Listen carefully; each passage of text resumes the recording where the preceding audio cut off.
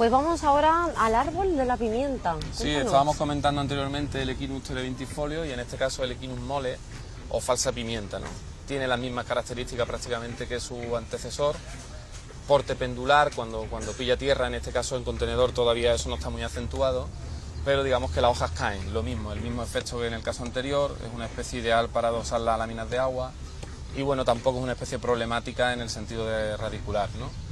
El fruto también vuelve a ser muy atractivo, posteriormente a la flor da un fruto de color rojo que se transforma en negro en el suelo y de ahí viene su nombre de falsa pimienta, ¿no? Justo a la derecha pues tenemos un ejemplar de Strelitzia nicolai, que es una planta de la familia de las plataneras. Su flor es atractiva pero no tanto como la que hay de porte bajo, arbustivo, que ahora veremos arriba, que es una Strelitzia reginae o ave del paraíso, ¿no? Es una planta que da un aspecto tropical siempre que la coloquemos en un jardín, ¿vale? No es una planta problemática a nivel radicular y bueno, es como grupo tropical dentro de un jardín, pues evoca eso, lo exótico también, ¿no? Interesante. Hemos visto una gran variedad de árboles y ahora vamos a ver arbustos que también podemos poner cerca del mar. Efectivamente, vamos a comenzar con un arbusto que aguanta bastante bien el viento salino y no es ni más ni menos que la coprosmifolia, ¿no? Es un arbusto de hoja perenne, muy brillante, como podéis observar, y se adapta bastante bien al recorte. Es, digamos, la forma de cubrir el estrato intermedio que habrá entre la arboleda y la planta de flor, estrato más tapizante, ¿vale? Tiene un color bonito, ¿no? Y además muy brillante. Sí, es su atractivo, ¿no? Tiene una flor muy rudimentaria, de color verde, que apenas se puede ver, ¿no? Por lo tanto, el atractivo está ahí, en el brillo que tiene la hoja y en esa densidad, ¿no? Bueno, pues estamos viendo ahora una planta arbustiva, ¿no? Que tiene cierto parecido con Es curioso, romero, ¿no? sí, es muy curioso el parecido que tiene con el Rosmarinus officinale, el romero nuestro, pero sin embargo estamos hablando de la costa, en este caso australiana, es de flora de allí, es una Bestringea fruticosa, también tiene prácticamente la flor en su tonalidad muy parecida a la del romero, con ese tono así un poco malva y un poco violeta, ¿no? Es una planta que se adapta bastante bien al recorte, aguanta perfectamente la primera línea de playa y es un ejemplo más de planta para utilizar en el estrato arbustivo, ¿no? Se puede utilizar haciendo grupos, recortada, haciendo esferas, es decir, tiene muchas aplicaciones, incluso formando setos, ¿no? Puede coger una dimensión de unos 3 metros aproximadamente, 4, si la sabemos llevar. Y bueno, es una planta bastante interesante que se está utilizando bastante en Torremolinos en el tema municipal, ¿no? Además con esas florecitas de color lilas, pues Sí. puede adornar mucho, ¿no? También. Evidentemente, como siempre hemos comentado, si la planta la tenemos muy recortada, es más difícil que dé floración. Si la planta la dejamos más en un estado libre, ya empieza a cargarse de capullos foliares y empieza a aparecer ese atractivo que es la flor, ¿no? Pues continuamos hablando de muchísimos más arbustos y aparte con un colorido como los que tenemos aquí al lado. Efectivamente, estamos delante de un durillo, ¿no?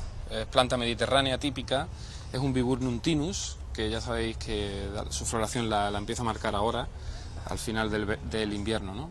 Es una planta interesante para seto, lógicamente si la mantenemos con forma, pues evidentemente la floración no luce como la veis aquí. Por lo tanto, en ejemplares aislados o haciendo una bordura, no tiene por qué ser un seto, puede tener un atractivo muy interesante con esa floración blanca, ¿no? También es de hoja perenne en este caso. José Ramón, hemos estado hablando poco de lo que es el riego de estas plantas arbustivas y árboles que vamos a colocar cerca del mar. No sé si al estar un poquito más cerca y tener esa humedad, el riego tiene que ser mínimo, ¿o no? Sí, ten en cuenta que estamos hablando de especies en ciertas formas rústicas. Esto quiere decir que aguantan las condiciones edafoclimáticas más duras. En este caso hay que decir que no hace falta regar tan en exceso como otras plantas que hemos visto en otros programas. Podemos decir que se pueden asemejar un poco a la planta mediterránea, que le estuvimos dedicando un programa a ellas, ¿no? Entonces el riego hay que tenerlo un poco controlado, no olvidarlo, pero no agobiar porque esta planta enfermará si la agobiamos con agua y empezarán los problemas cristogámicos y enfermedades por culpa de hongos de suelo, ¿vale?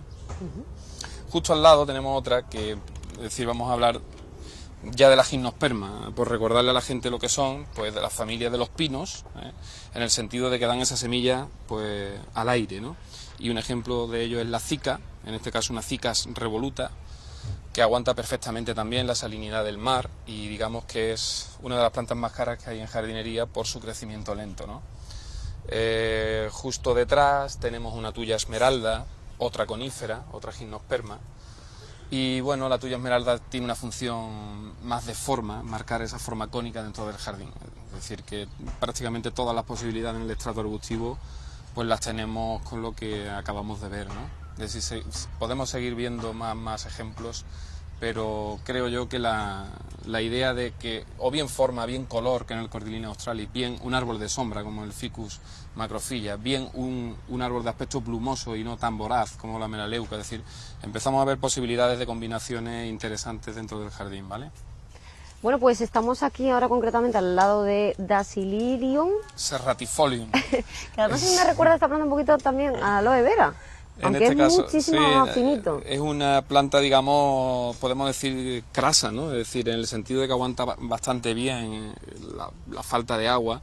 En este caso de origen Nuevo México, es decir, ya estamos en la franja de clima mediterráneo que hay en el hemisferio norte, pero en el continente americano, junto a California, ¿no? Por eso esa flora pues se adapta también a nuestro clima. Evidentemente, en este caso, pues ese toque que tú decías un poco desértico, ¿no? Que le queramos dar a un jardín. Después está claro que los gustos de cada uno son los que nos van a hacer elegir entre una planta u otra, ¿no? Está claro que aquí atractivo de flor no, pero ese atractivo espinoso y esa forma macollada en el centro, pues invita a pensar en un clima desértico, evidentemente, tal como tú has hecho, ¿no? Por lo tanto, es otra opción más a la hora de jugar en nuestro jardín. No hemos cogido ningún ejemplo de yuca, pero la yuca, igual que el agave, es decir, estamos hablando de especies que se adaptan perfectamente al clima desértico y mediterráneo en el sentido de la salinidad, ¿no? Por lo tanto, podríamos enfocar nuestro jardín, pues, en un jardín desértico, ¿no? Hay mucha gente que este concepto lo adora, ¿no? Entonces, el Dasylirium serratifolia, pues, es un ejemplo vivo de ese tipo de jardines, ¿no? Justo delante tenemos, pues, un poco lo contrario, en el sentido de que ya es un arbusto que aguanta la salinidad, pero tiene prácticamente todo el año flor, y eso es muy interesante a la hora de gente que quiera confeccionar un jardín desde el punto de vista del color, ¿vale? Que juegue el color como baza fundamental de su diseño, ¿no? Es decir, esto es como todo, hay gente que le gustará pues la planta con forma y utilizará conífera, la tuya esmeralda que acabamos de ver, y otra gente pues que introducirá en su jardín más color con un Callistemon citrinus, en su variedad Capitán Cook concretamente, ¿no? Que es el que estamos ahora mismo tomando en imágenes. Y a lo largo de todo el año, donde tiene esa florecita roja. Sí, se nota un poco más en el mes de enero, si viene frío, pero como podéis observar en el momento que hay sol, marcará bien la floración. Hay un ejemplar bastante interesante de Callistemon, lo tenéis en la rotonda de los antiguos bomberos. Ahí hay un ejemplar con su porte ya pendular y lloroso, con una floración roja algo impresionante, ¿no? Es decir, que la gente que le guste las flores, ese ejemplar seguramente se habrá fijado en él. Torremolinos tiene muchos ejemplos de plantas muy espectaculares, ¿eh? Tenemos mucho. Ahora estamos delante de una bugambilia sanderiana en su variedad glabra, recortada en forma esférica, y veis cómo luce de flor, es decir, es otra especie muy interesante para aquellos amantes de la jardinería del color, ¿no? También es una planta interesante con el tema de resistencia a los vientos salinos y al levante concretamente. Y bueno, el único cuidado, diría yo, que habría que tener con ella, pues es que es espinosa, ¿no? Es decir, marca una púa bastante recia y eso pues puede hacer daño si estamos alrededor de críos, ya como en otros programas hemos comentado. Estoy mirando, ¿no? Y no le veo las púas. Sí, tienen púas bastante recias, ¿no?